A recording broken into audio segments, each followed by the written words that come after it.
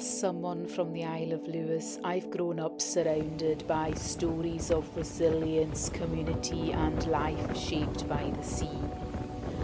But today I'm going even further west to St Kilda, one of the most remote and mysterious islands in Scotland. I want to find out what life was like here and how it compares to the life I know back home.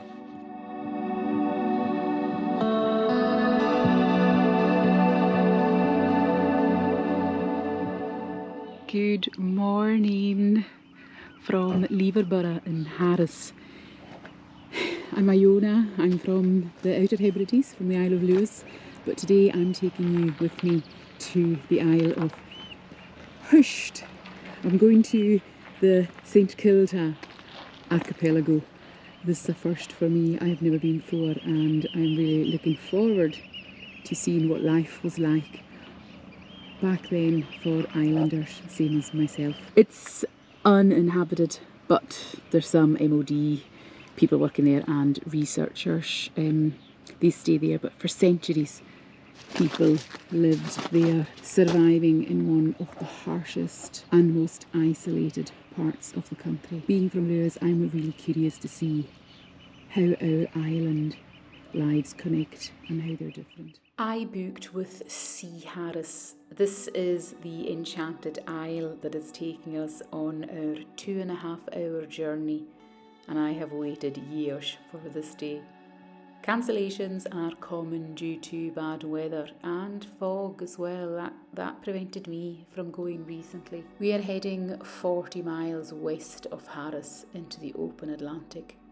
But we have a Hera driving, so we'll be fine. The cost is £280 for a day return, and if you want to camp on the island, you have to pay that twice, so £280 each way. We met at 7:45 for an 8 a.m. departure.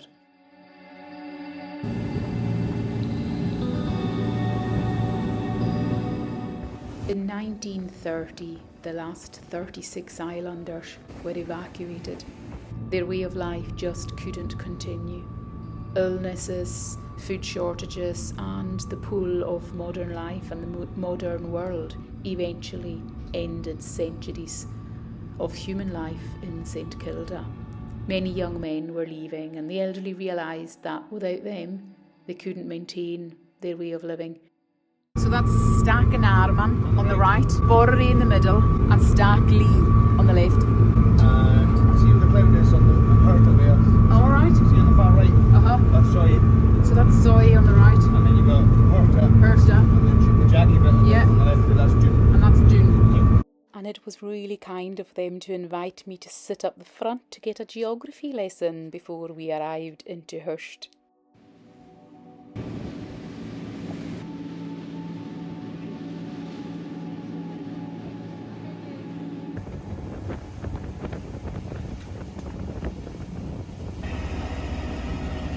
We're ready. We're going to jump into a dinghy and get ashore.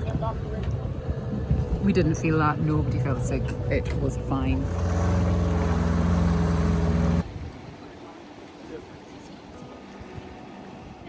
2.5 hours after leaving Harris, we have made it to Hirta, or the island of Hirta in English. We were met by the lovely, really approachable ranger on arrival, and she goes through some information on the island and gives you a really good map, and this is where she stays, in the manse.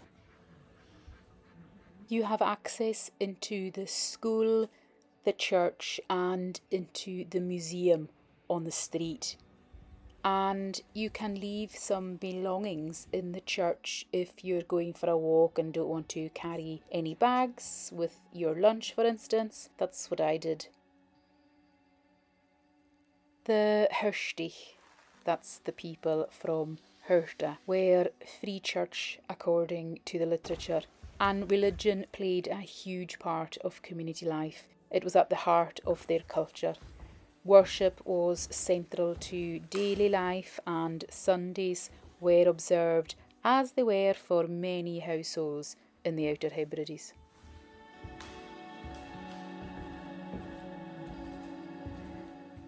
In school they learned English, Scottish history and geography, to name a few subjects. And learning English and indeed geography enabled the young islanders to visit cities on the mainland that they wouldn't have before then, that ultimately they would leave their island for.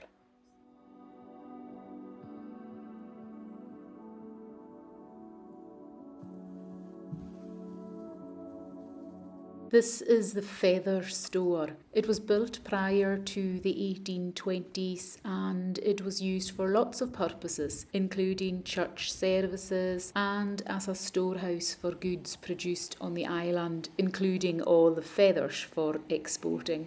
It was shelled and damaged by a German submarine boat during World War I when they came to destroy the naval signal station. 72 rounds of ammunition were fired into the village. No one was injured, thankfully. The building was restored in 1986 by the National Trust for Scotland. Shortly after the German bombardment, this gun was installed to protect the islanders. Although it was never used in war, it was fired a few times during tests. The children would be petrified when they would hear it going off. It sits here in prime position overlooking Doon and pointing at the boats coming into the bay. This is a Cleat or a Cleits, as they would say in Gaelic, and there are 1,200 of them on the island, and that's exactly what it is used for nowadays. The sheep hiding away in there. This is what it would look like. This is with the turf on the top to keep the rain out, and this would keep all the birds and the peats dry. The wind would blow through the gaps in the stone. Told us not to go into any because they're not stable, but this one looks quite stable. I'm not going to go in all the same. It's quite big. Whew, it's stinking. Oh, flipping heck. Oh, it's rank. So the soy sheep are using the Cleits for the loo, I think. And when you are just approaching the island, that is the first thing that you notice, is the stone dikes, the walls and all the cleats that are here. Thousands of them. The sheep fend for themselves. They self-shed their coats. They don't have help when they're lambing. All very self-sufficient. So we got onto the island just before 11. Maybe about 10:30, and we have to be back at the boat for 3:30, so that's giving us a good amount of time to explore the island. Can't believe I'm here. This is unbelievable. There's more toilets here, and this is the factor's house. So the factor would come once a year to collect his money, and we can't go in there just now because it's been used for visitors. Yeah, it tells you on the slate down the bottom, the factor's house. I don't know if it's the bird guy or the archaeologist, but one of them are staying in there. I'm heading towards the village just now, but I want to go up through the gap. They said it'd be quite obvious, and all I can see down there are the sheep. They're tagged. There's a massive research project with a few universities, and they're looking at these sheep quite closely. They're believed to be some of the earliest survivors of a Neolithic breed first brought to the island of Soy in the Neolithic period. They are now roaming freely around Village Bay, living their best life since they were brought over here after the evacuation in 1930.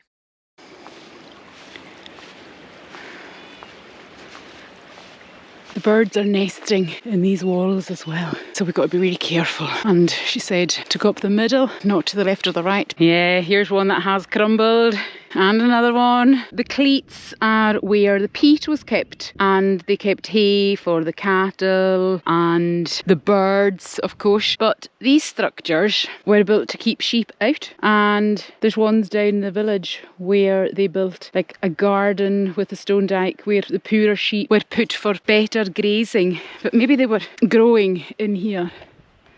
This would have been where they were growing crops. There's quite a lot of them around this area. And isn't the stonework amazing?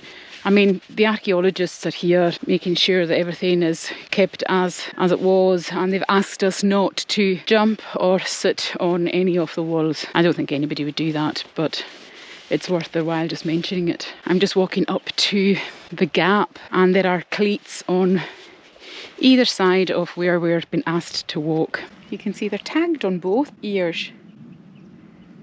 So we know that the staple diet here was salt mutton.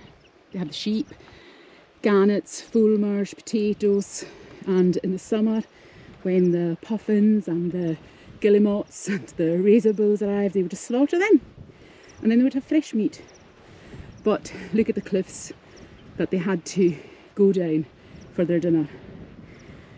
Let's have a look. You've got to keep an eye out for all the birds that are flying, whooshing past you, protecting their nests. Hopefully I'm not going anywhere near any. You've got to keep an eye on the ground and above.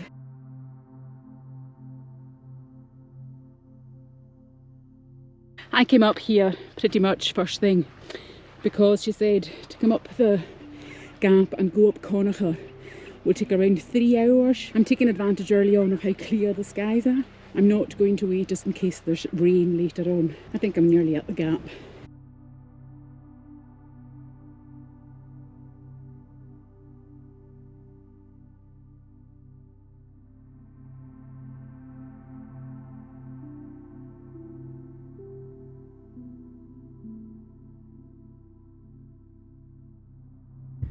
There is a sheer drop down and my legs are like jelly, how close I am. And I'm not even that close.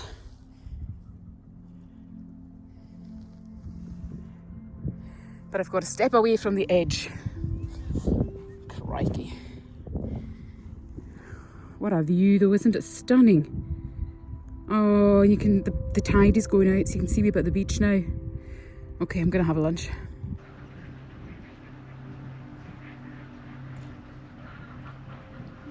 I've decided to sit and have my lunch overlooking the village and Bordery behind me. On a beautiful day, it doesn't get much better. This is probably my favourite lunch spot that I've had this year so far.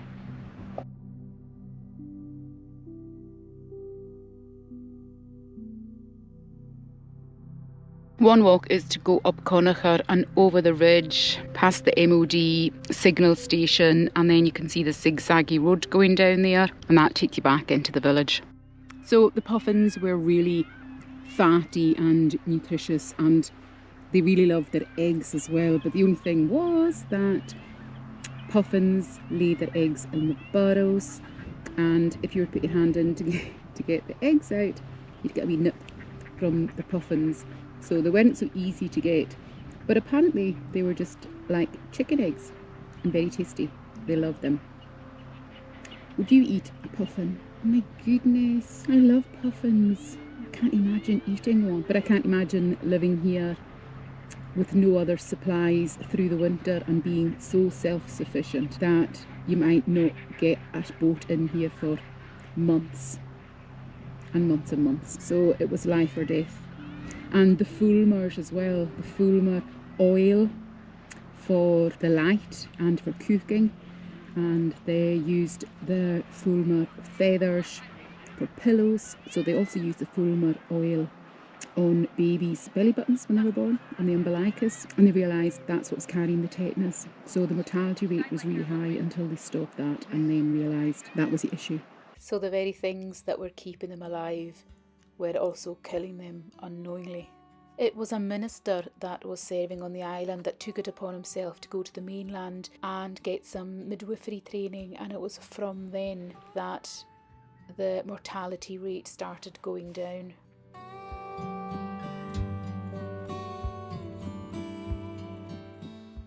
The cliffs here are insane. I can't imagine climbing these with a rope made from horsehair to catch some birds. It was their lifeline. Imagine climbing down there for your dinner. What do you think? Oh my golly, I'm getting... I need to get away from the edge. And the noise of them when they pass their wings. But it's a fish. Gordon Bennett. Oh. They come out. Oh my gosh.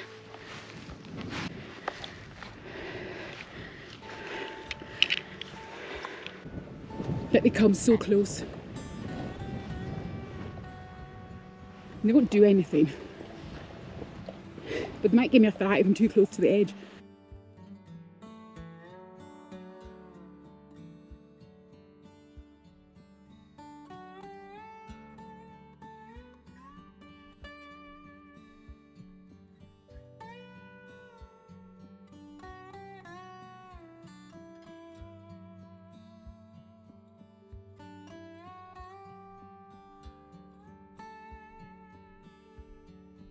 Oh, it's them again. I hope they don't dive bomb me. I'm not going anywhere near you, I promise. And although they're saying they cut peat, and they did, because that's what they put in the Cleits as well, and they didn't have any trees on the island, so that was really the only source of fuel that they would have had throughout the winters. Very similar to us in Lewis and Harris and Uist, cutting the peats in the spring. It lasted you all through the winter, but I don't see any peat banks. I mean, there hasn't been anybody here since 1930, so would you see the remains of peat banks? I mean, we probably stopped cutting peats in the early 2000s, so even 20 years ago, and I can still see the peat banks, the Palmonmouth, but maybe not 90 years. The ground has since changed.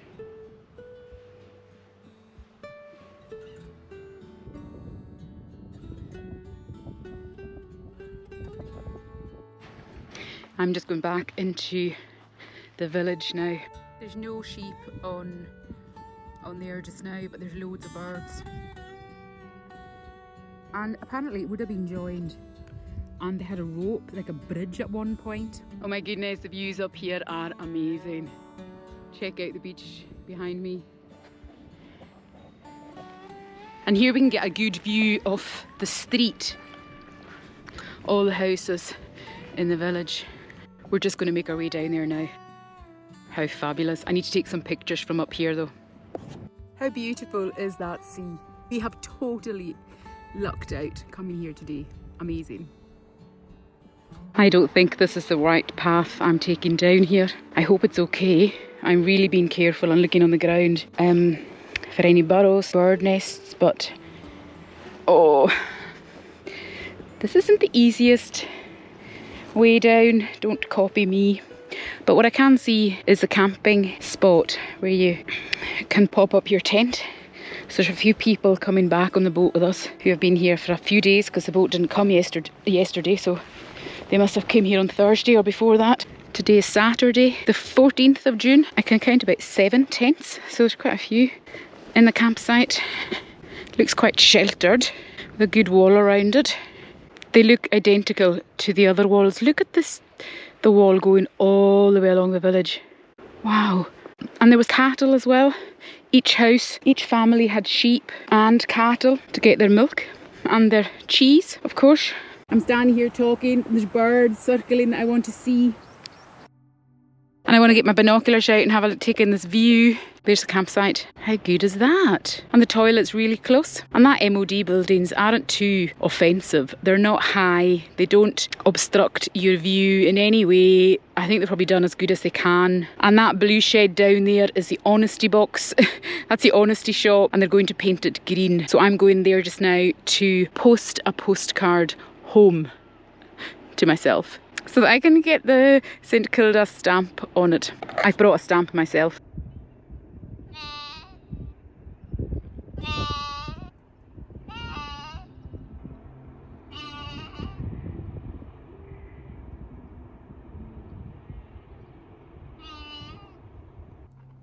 Please don't jump.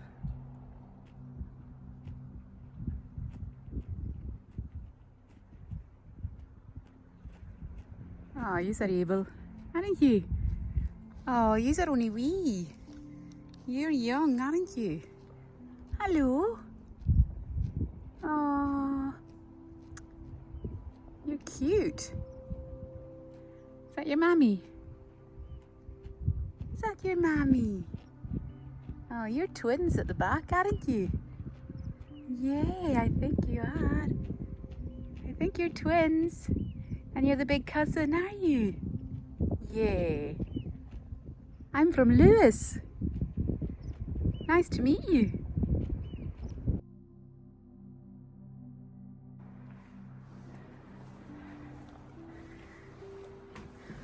So this is an honesty shop. Now I have this very poster in my lockup and I have just been up Archipelago. So that is Archipelago and there is the gap. That's exactly where I've just been. I need to find a postcard.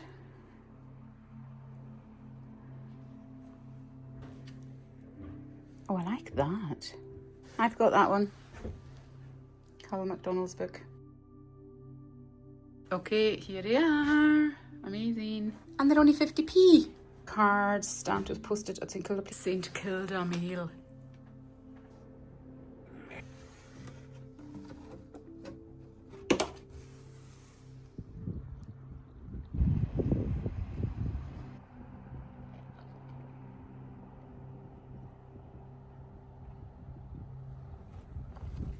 There's a drinking water refill station at the manse, so I need to top up.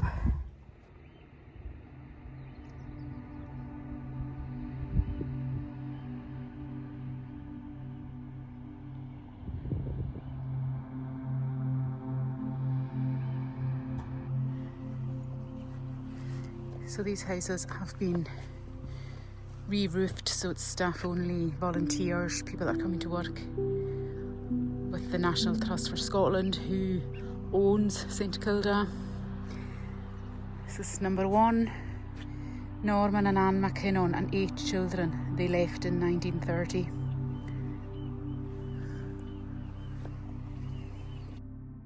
The cottages on the street were left to ruin until the 1960s, when the military started restoring them for accommodation.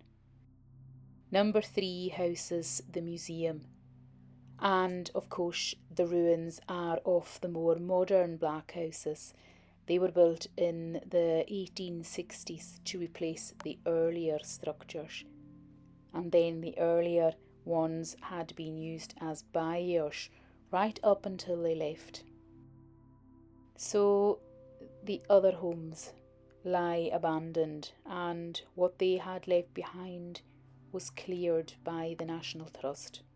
Their furniture and beds all gone. I think that was what I was disappointed in. I was hoping to open the door of number 3 and see how they lived and how they left it on the 29th of August 1930, placing an open Bible on the table before closing the door forever. That day they were bound for Argyll. 13 men, 10 women and 13 children. Days before that, the cattle were transferred aboard the Dunara Castle, and their poor dogs had heavy stones attached to their neck and taken out for a walk to the bay.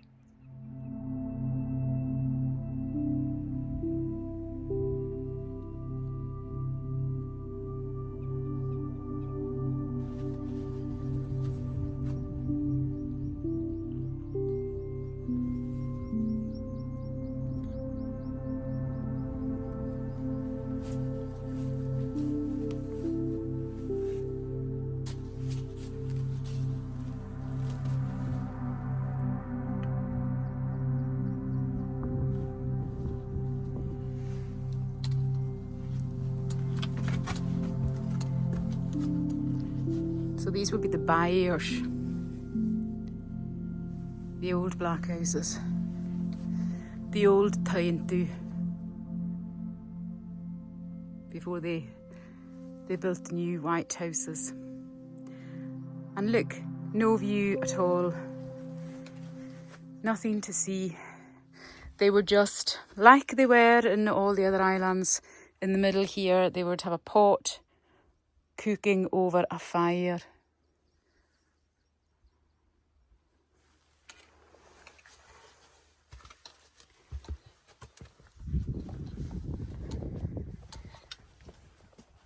It's like Lewis would have been, but just on a more extreme level, with the taintu, with the black houses, the sea, the birds, the peats, the community, the sense of togetherness, the religion, the going to church 3 times a day on a Sunday.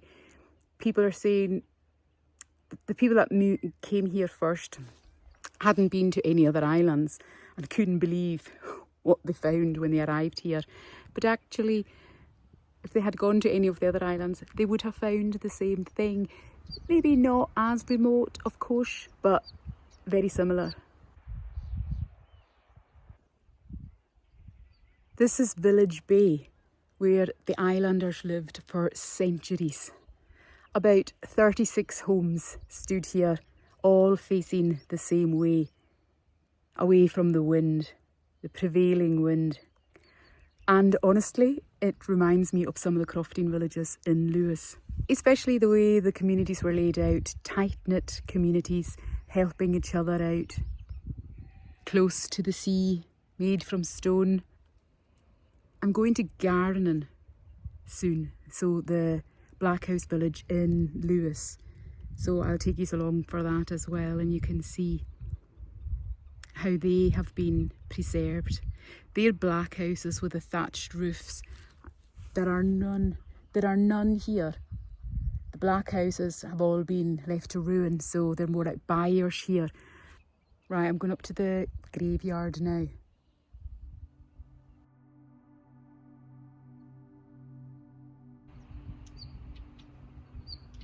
The main industry on the island was the making of the famous St Kilda tweed. I nearly said Harris tweed. And that was all done by hand, from the shearing the sheep. And of course they never had any electricity, so everything was done by hand.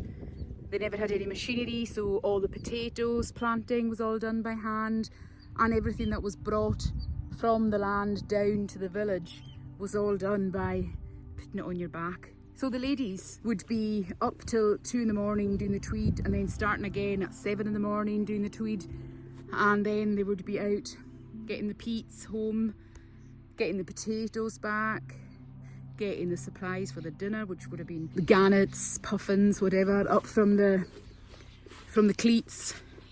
So they were strong. Yeah. I've just found where the graveyard is, so I'm going to take a wee wander up there at the back of the street. It is so quiet. If it wasn't for the birds and the sheep, you wouldn't hear a thing. It's as still as anything. And the sea. You can hear the water crashing. Oh, it's lovely. I think this is the graveyard behind this curved wall. Do you see even right up the top? That's Connacher. All the Cleits up there. Gosh. This is the graveyard. Okay, how do I get in? Oh, yeah, over there, okay. See, all the sheep are losing their wool. They just lose their wool themselves. They don't need sheared. And it's everywhere. You see it everywhere on the ground. Some are going around really patchy.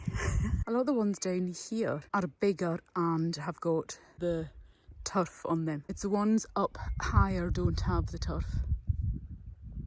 They're a different shape. They're like beehives, aren't they? That's what they are. They're like beehive shapes. Okay. This is like how'd you get in? Never, it's not through here. Is it? Can't be. No. Oh, that's it now. Okay.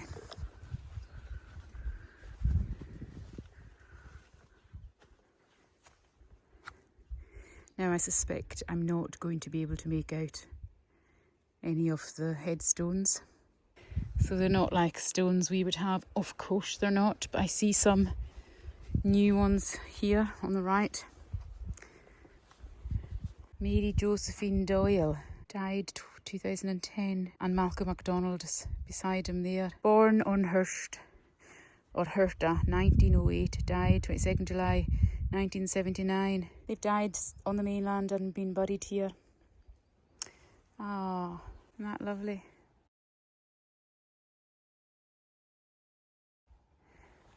Okay, this is a lovely spot for a graveyard, isn't it? This can't just be it, can it? I mean, the mortality rate was huge. The island was wiped out at one point with smallpox, and maybe everybody didn't get a stone. How would you know? How would you be able to? Oh dear. No, it's very peaceful. And it's nice that they're able to be buried here. And people are taking care of it. That's nice. Okay. The names on the headstones that I read out were that of Callum MacDonald of number 3 and his wife, who he met in England. He and his family left just before the evacuation when he was 16 and came to Lewis and then down to Leverborough in Harris, where my boat left from today. His book is the autobiography Cleits to Castles, as St Kildan looks back. Really worth reading. That's so much better. His daughter helps run the St Kilda Club and stocks the Honesty Shop. It must have been heartbreaking, leaving your home, your history, even the graves of your ancestors. And yet I can see why they had to. It's beautiful, but it's brutal.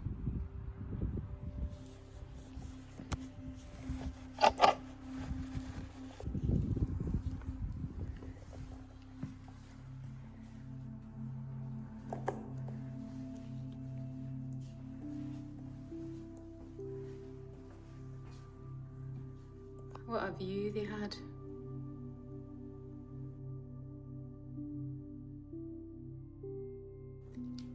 And they told us if we find any just to leave it. And eats.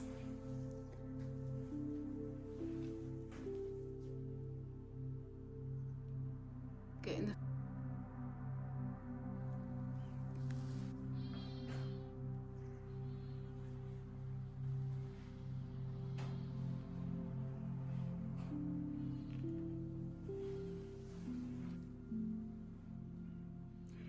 Yeah, they do have a mouse. There is such a thing as a St Kilda mouse. I haven't seen any. The soy sheep, we've seen loads of those.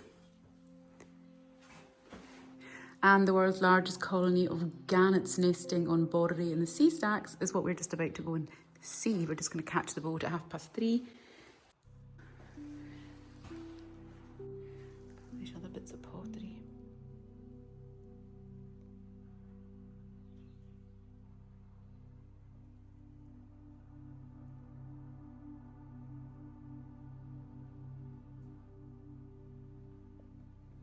You really need your hiking boots, don't you?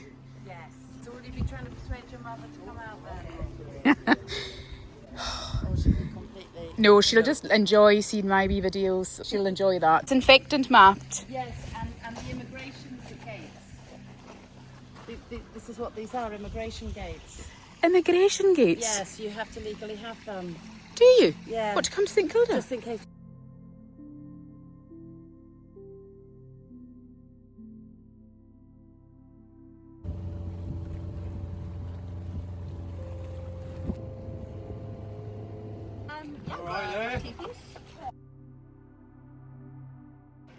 Then it was all aboard for tea and ginger cake while we left the bay and headed over to Doon to see the Puffins.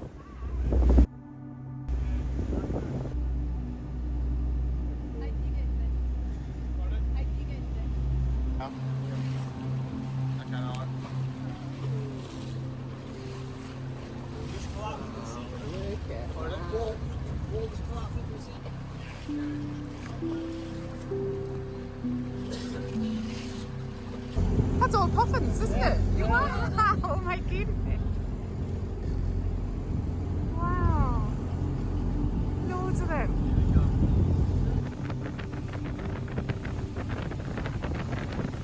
That would be the boat. How fast is he going? Oh my goodness. That is mental.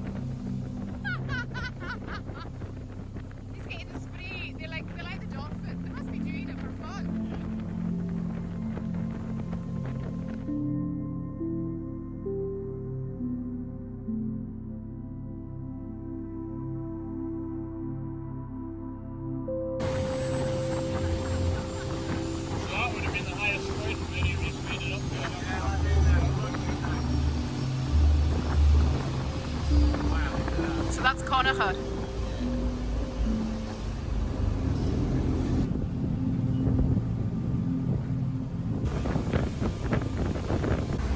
This is the second highest Seastack, 146 metres high. You only use, see this kind of 45 running out? Yeah. You only use to make that out. Yeah. And then follow it up, there's a hole. There's a bothy in there. A bothy. Oh, cool. That's where I'm staying overnight.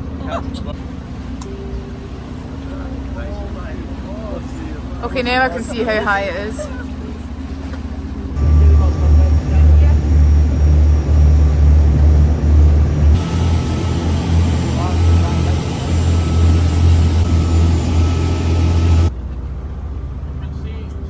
There. 17 rings a bell.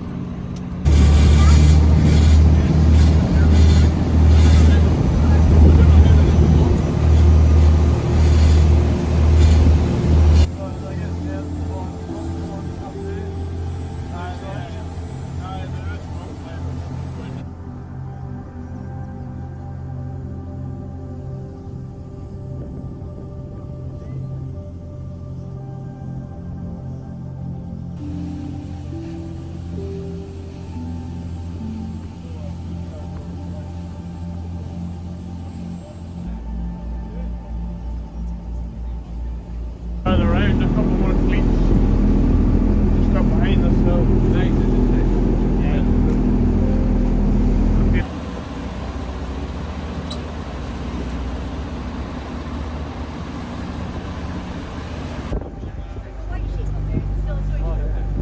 They're not so either.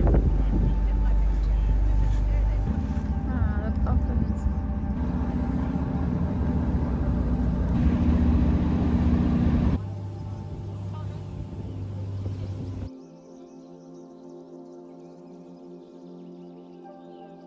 He's going to slow down so we can see them. That's so kind of him. What about lots of them? Yeah. Well spotted.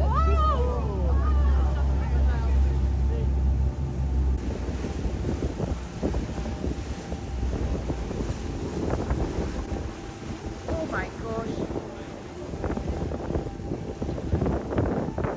There are loads of them.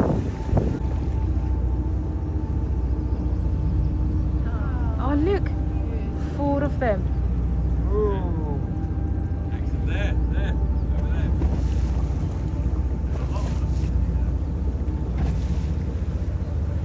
Oh, how lovely.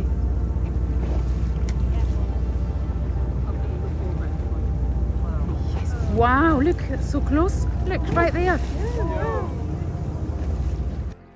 I think what hit me the most is how connected people must have been, not just emotionally, but practically. You had to rely on your neighbours for food, safety, and, well, basically survival.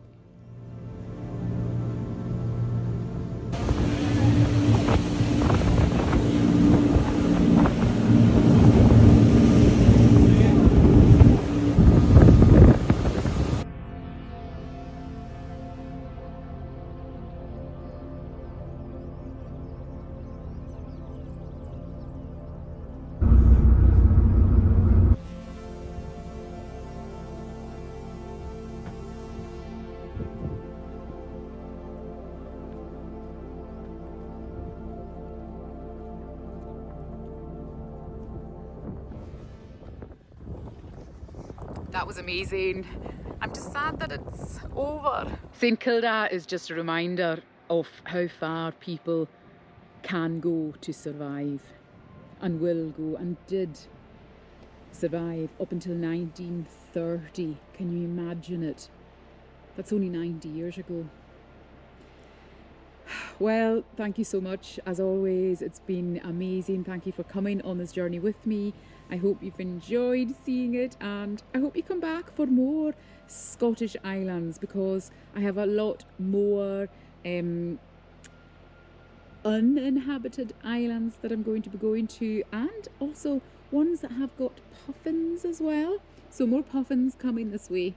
No otters. Let's just say there are never going to be otters on this channel. And if there is, that'll be a bonus. But no, there was none today either. Just thought I'd put that in. Okay, I'm going to leave you with the view of Sheila. I should have put that in. I stopped here to say goodbye because I forgot to do it in Leverborough. So I have now reached South Harris into Sheila, and I've just stopped at the famous viewpoint that everybody has seen a million times before.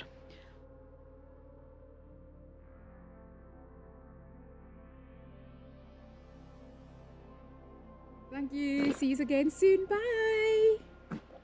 St Kilda and the other islands in the Outer Hebrides were shaped by the sea, by tradition and by resilience. But St Kilda feels like a glimpse into a more extreme version of Hebridean life, one that pushed people to their absolute limits.